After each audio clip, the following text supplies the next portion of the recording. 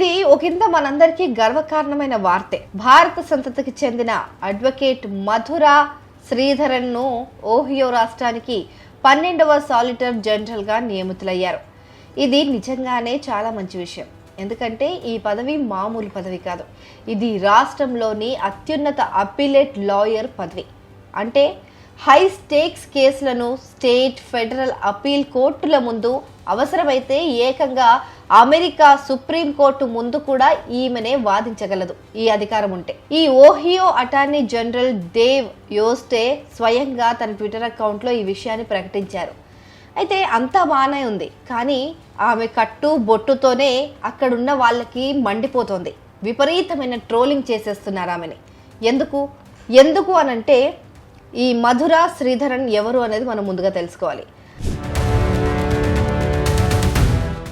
మధుర శ్రీధరన్ గురించి వింటే మనం ఆశ్చర్యపోవాల్సిందే. ఎందుకంటే ఆమె గతంలో ఓహియో సాలిటర్ జనరల్ కార్యాలయంలో డిప్యూటీ సాలిటర్ జనరల్ గా పనిచేశారు. 2023లో ఓహియో ఈపీఏ కేసులో ఏకంగా అమెరికా సుప్రీంకోర్టులోనే ఆమె వాదించారు. అంతటి ఘనత ఉంది ఆమెకి. ఆమె చదువు విషయానికి వస్తే ఆమె New York university school of law నుంచి న్యాయశాస్త్రంలో డిగ్రీ పొందారు. అంతకుముందు ఏకంగా MIT నుంచి electrical engineering and computer science, అలాగే ఎకనామిక్స్లో 2 డిగ్రీలు, ఆ తర్వాత MS కూడా పూర్తి చేశారు. అయితే ఇంజనీరింగ్ లా మాత్రమే కాదు, ఆమెకు కర్ణాటక సంగీతంలో కూడా ప్రావీణ్యం ఉంది. 2010లో చెన్నై డిసెంబర్ మ్యూజిక్ సీజన్లో కూడా ఆమె పార్టిసిపేట్ చేశారు. ఇంత గొప్ప ఘనత, ఇంత టాలెంట్ ఉన్న మధురకు ఆన్లైన్లో ఈ నెటిజన్లు కొంతమంది విమర్శలు గురి చేస్తున్నారు. ఆమె బొట్టు పెట్టుకోవడం చూసి, అలాగే ఆమె పేరును బట్టి, ఆమె రంగును చూసి అమెరికన్ కాని ఒక వ్యక్తికి ఇంత పెద్ద పదవి ఎందుకు ఇచ్చారు అంటూ కొందరు విమర్శిస్తున్నారు. ఎంత రేంజ్లో విమర్శిస్తున్నారంటే, ఇలా ఇండియన్స్ నుంచి ఇండియన్ ఆరిజిన్ ఉమెన్కి, ఇండియన్ ఆరిజిన్ వాళ్ళందరికీ కూడా పెద్ద పెద్ద పదవులు ఇస్తూ పోవడం వల్ల అమెరికన్స్కి అసలు ఉద్యోగాలే ఉండట్లేదు, మీకు ఇంకెవ్వరు దొరకలేదా ఏంటి అనేది అది ఇదని చెప్పి రకరకాలుగా ట్రోల్ చేస్తున్నారు. ఆమె బొట్టుని తిడుతున్నారు, కలర్ని తిడుతున్నారు, ఆమె జుట్టుని, హెయిర్ స్టైల్ని, ఆమె గతంలో పాట పాడిన ఆ పాట వీడియోని కూడా ట్రోల్ చేస్తూ, ఇలా స్టేజ్ల పైన పాటలు పాడుకునే వాళ్ళకి ఇంత పెద్ద పదవులు కట్టబెడితే దేశం ఏమైపోవాలి అనేసి విచ్చలవిడిగా కమెంట్స్ చేసేస్తున్నారు అనమాట.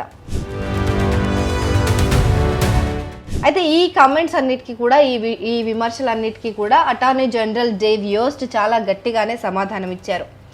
మధురని నేను కావాలనే సెలెక్ట్ చేసుకున్నాను. తను కోర్టుల్లో తన వృత్తిపరంగా అంత కీలకంగా వ్యవహరించగలదు, అంత గట్టిగా వాదించగలదు, ఆ సామర్థ్యం ఆమెకుంది. అందుకే నేను చూసి తీసుకున్నాను.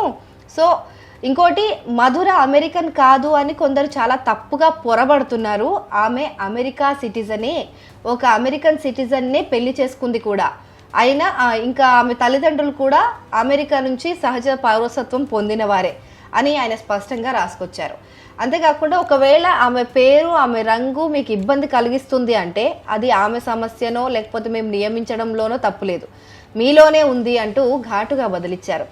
దీంతో చాలామంది నెటిజన్ల నోరు మూతపడినట్టు అయిపోయింది. ఆమె సుప్రీంకోర్టులో వాదించిన నైపుణ్యాన్ని, ఆమెకున్న చట్టపరమైన ప్రతిభను ఆయన ఎంతగానో ప్రశంసించారు. మధుర శ్రీధరన్ ఓహియో రాష్ట్రానికి సేవ చేయడానికి పూర్తిగా అర్హురాలు అని ఆయన ధీమా వ్యక్తం చేశారు.